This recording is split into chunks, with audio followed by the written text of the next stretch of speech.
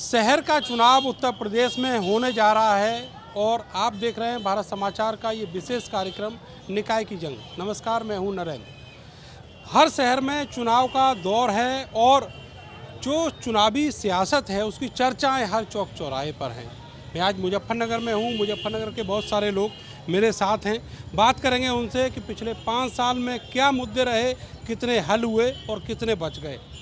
भाई साहब, आपसे शुरुआत करते हैं। ये बताइए कि यहाँ पर कांग्रेस पार्टी का प्रत्याशी पिछली बार जीता था। हाँ जी, जीता था। क्या किया उन्होंने 5 साल? नहीं तो कांग्रेस का प्रत्याशी जो था भाजपा के समर्थन में आ गया था, फिर बाद में तो उन्होंने खूब विकास किया गंगा यहाँ। नहा ली उन्होंने। नहीं, गंगा नहाने से मैटर नहीं होता है, सपोर्ट भी चाहिए, जनता का समर्थन भी चाहिए। और जब जनता बाद में बोल रही है कि आप सरकार के साथ आओ, विकास के लिए सरकार के साथ जाना ही अच्छा रहेगा, तो उन्होंने वो उचित था वो किया। अब क्या स्थिति है? अब स्थिति काफ़ी अच्छी है। अब शिव चौक पे पानी नहीं भरता है, आप देखो डिवाइडर लगे हुए हैं।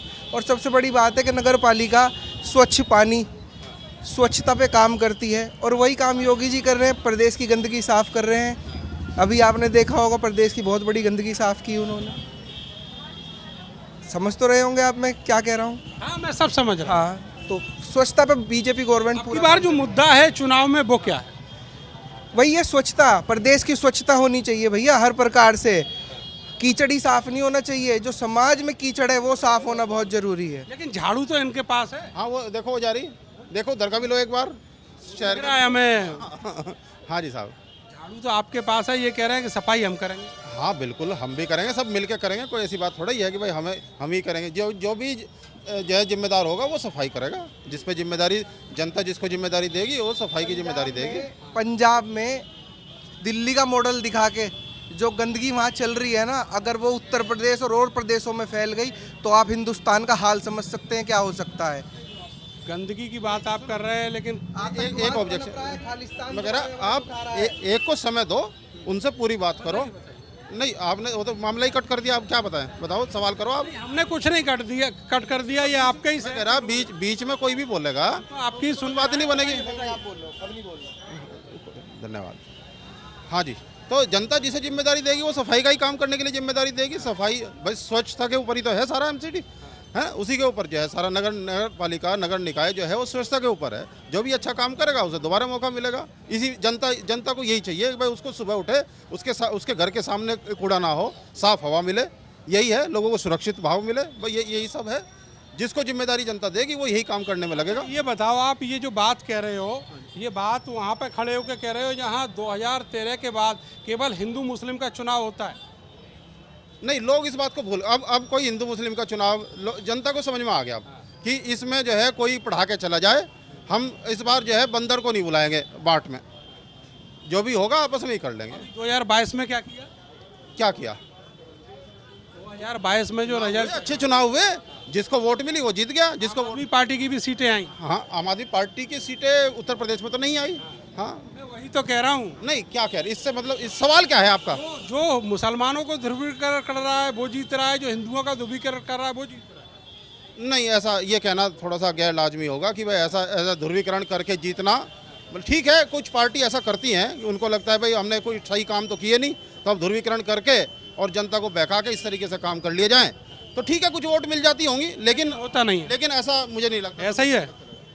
ऐसा है, जो भी भाजपा सरकार में जो भी विपक्ष नगर की पंचायतें या नगर पालिका बनी थी उन पर दबाव बनाया गया सत्ता का लगातार। उनके काम में रोड़े अटकाए गए, विकास करने नहीं दिया गया। अपना भ्रष्टाचार वहाँ लागू करना चाहते हैं, उसी का परिणाम रहा। यहाँ कांग्रेस से जीती थी चेयरमैन, लेकिन उन्हें इतना मजबूर किया गया, वो भाजपा में जाने को मजबूर हुई। भाजपा में जाने के बाद भी काम तो कहना दूर, लड़ाई बजो रही दो। कभी कोई काम में रोड़ा के जी वहाँ से वो काम रोक दिया, वहाँ से अधिकार बाजी है क्या? गुटबाजी नहीं, भर लूट के ऊपर जंग बजी हुई कि भाई यो मैं लूटूंगा और यो मैं लूटूंगा।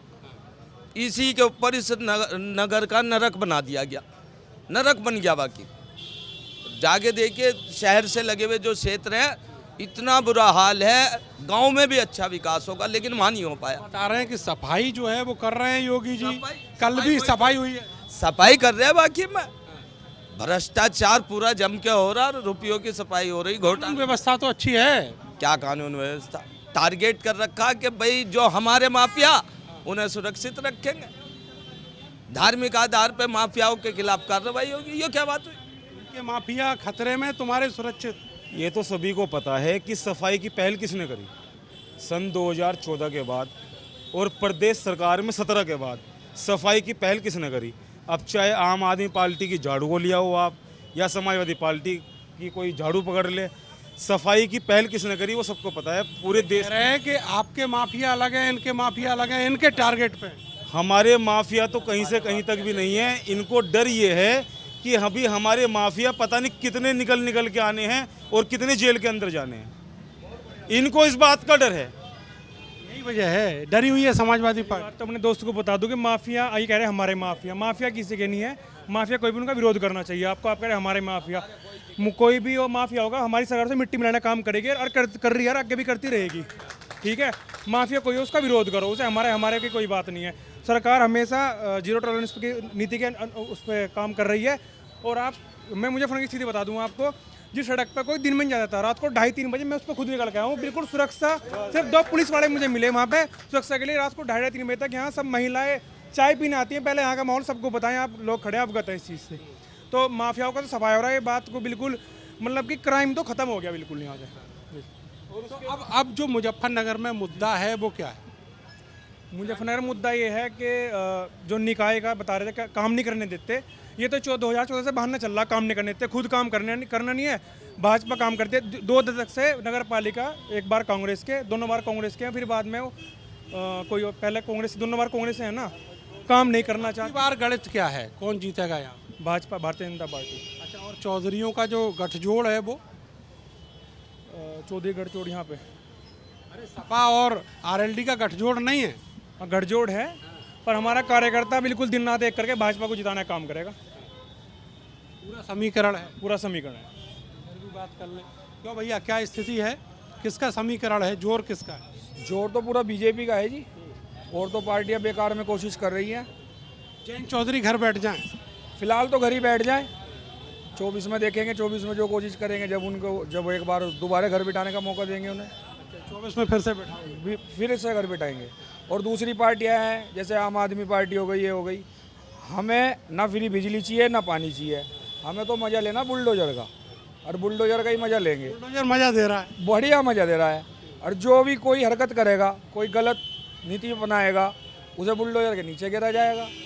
इसलिए जो पार्टी जहाँ सीमित है वो वहीं तक रहे। बेकार यूपी में आने की कोशिश कर रहे हैं। बुलडोजर के मजे से खुश है? अजी पूरा शहर खुश है, पूरा उत्तर प्रदेश खुश है बुलडोजर में से। मैं एक बात कहना चाहता हूँ, अभी एक गुंडे माफियाओं की बात चल रही थी, समाजवादी पार्टी के लोगों से भी आपसे कुछ सवाल कर रहे थे। अब तो मुजफ्फरनगर में 128 लोगों ने समाजवादी पार्टी छोड़ दी है, क्योंकि उनका भी ज़मीर जाग गया है। उन्हें पता लग गया है कि हमारे जो पार्टी के अध्यक्ष हैं या मुख्यमंत्री रहे हैं श्री मुलायम सिंह यादव जी, वे कैसे गुंडों को पालते थे। अब अतीक अहमद से पता लग गया है कि वे समाजवादी पार्टी गुंडों को पालती थी। अब यहाँ के स्थानीय नेताओं का भी जो है ज़मीर जाग गया है। 128 नेताओं ने जो है समाजवादी पार्टी छोड़ दी है, और आगे आगे देखिए होता है क्या। बहुत सारे जो चौधरी हैं वो तो फिर वापस लौट आए हैं आरएलडी में।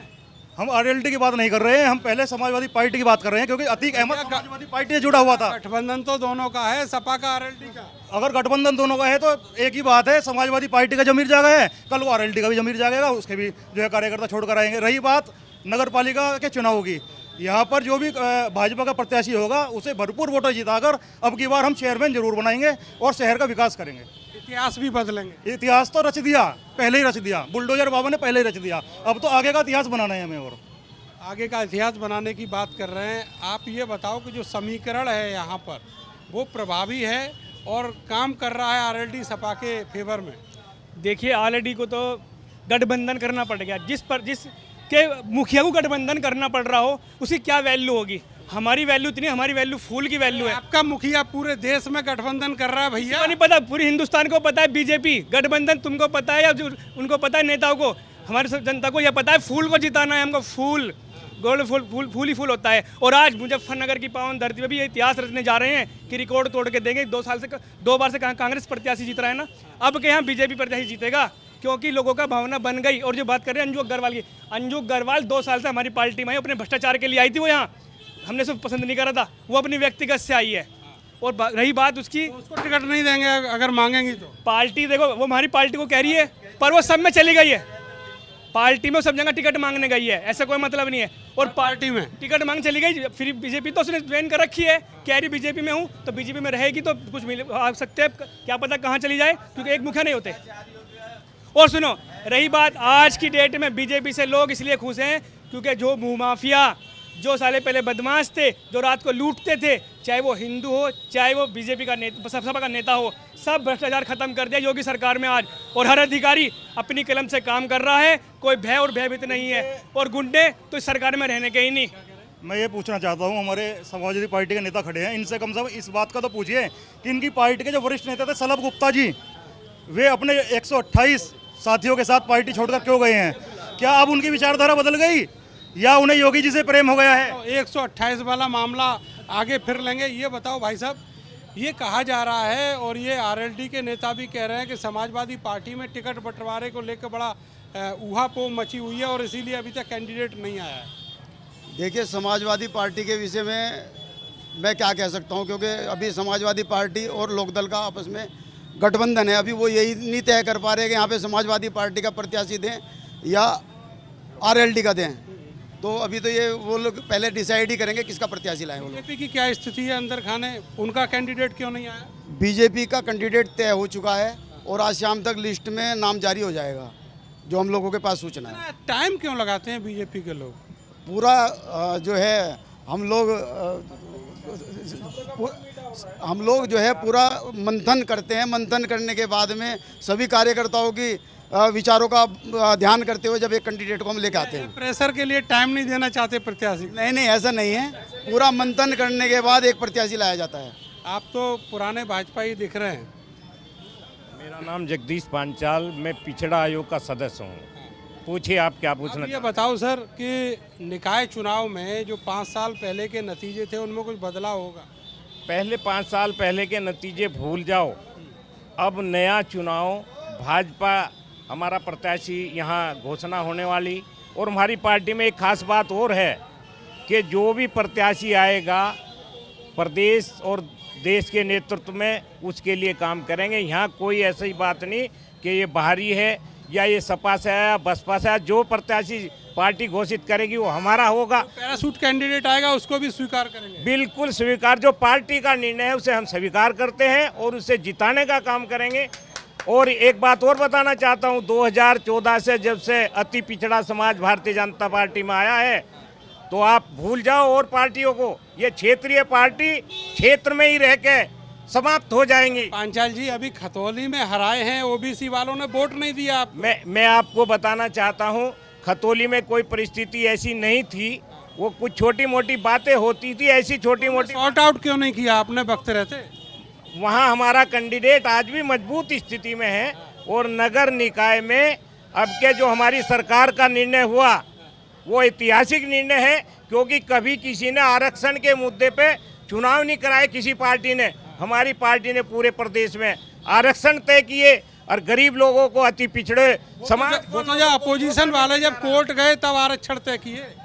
ऐसी बात नहीं है, हमारी पार्टी अति पिछड़ों की चिंता करती है। और आज पूरे प्रदेश में आप देखना, छोटी जातियां कितनी चेयरमैन, नगर पंचायत बन के आएंगी, ये आपको।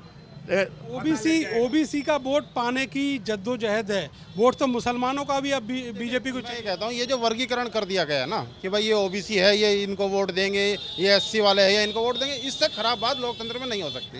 भाई वोट तो जनता देगी, जो आदमी इंडिविजुअल है, हर एक आदमी की वोट इंडिविजुअल है। जिसको बदमाश माफिया बताते थे उसको खतौली में जनता ने जिताया। किसको जिताया? जिसको ये बदमाश और माफिया बताते थे। तो उससे पहले कौन जीता था? उससे पहले भी तो ऐसा ही आदमी जीता था, है? उससे पहले भी ऐसा ही आदमी जीता था, उसके बाद भी ऐसा ही आदमी जीता। तो ये जो वर्गीकरण है कि भाई ये समाज हमें वोट देगा, ये समाज हमें, लोकतंत्र में इससे ज़्यादा खराब बात नहीं हो सकती। जो बीजेपी के लोग कह रहे हैं कि अब मुसलमानों का भी वोट चाहिए और उनको मनाने के लिए बहुत सारे सम्मेलन कराए जा रहे हैं, आपको लगता है कुछ बटेगा मुसलमान? नहीं बटेगा, क्योंकि इससे पहले भी इन्होंने कई बार ऐसा करा है लेकिन विफल रहे हैं। ओबीसी का वोट और अति पिछड़ों का पिछड़ों का आज भी गठबंधन के साथ है, पहले भी गठबंधन के साथ था। आपने देखा होगा इन्होंने 6 में से इन पे 1 रही है। क्योंकि इनके जो विधायक बनते हैं वो चूक बातें बोलते हैं जनता के खिलाफ, आम आदमी को कुछ भी कह देते हैं, किसी को पिटवा देते हैं। इसलिए इनके पास 5 में से 1 बचा है और ये जो नगर निकाय चुनाव हैं ये तय करेगा 2024 का चुनाव। ये बताओ कि यहाँ इस सीट पे 50% के करीब मुसलमान हैं, उसमें से कितना चला जाएगा बीजेपी को? नहीं नहीं, इनके पास मुस्लिम नहीं कटेगा। मुस्लिम आज भी गठबंधन के साथ है, पहले भी गठबंधन के साथ। इतना क्रीम मक्खन लेके आए हैं, कुछ तो जाए। नहीं नहीं, आप ये चाहे कितना ही बांट दे लेकिन इनके साथ नहीं जाएगा, क्योंकि इनके जो विधायक है, सांसद है, वो इनका नारा था बहु बेटियों के सम्मान में भाजपा मैदान में गलत हो रहा है, उल्टा कर रखा है। बहु बेटियों के सम्मान में सबसे पहले इज्जत ताड़ने के मैदान में है। इन लोगों की ये पॉलिसी है, ये झूठ बोलते हैं, लोगों को दिखाते हैं अच्छे सपने 15 लाख के। किसी के खाते में आए इनके 15 लाख, ये बता देंगे मुझे किसी के खाते में आए हैं, बताओ। ये बांटने वाला ही तो दुख है। अभी इन्होंने कहा चाहे जितना बांट दें, अगर हमारी सरकार राशन फ्री कर रही है, मुसलमान हिंदू में कोई फ़र्क नहीं मान रही है, तो यही तो दर्द है इनके यहाँ। जब तो आज अखिलेश यादव 2 बार से अपने घर बैठे हैं, यही तो दर्द इनके सामने आया अभी कैमरे के सामने। सब देख रहा है, पूरा हिंदुस्तान देख रहा है आपके चैनल द्वारा। बहुत बहुत शुक्रिया आप सबका। तो ये मुजफ्फरनगर की जनता है जो अपने दिलों में बहुत सारे सैलाब लिए बैठी है।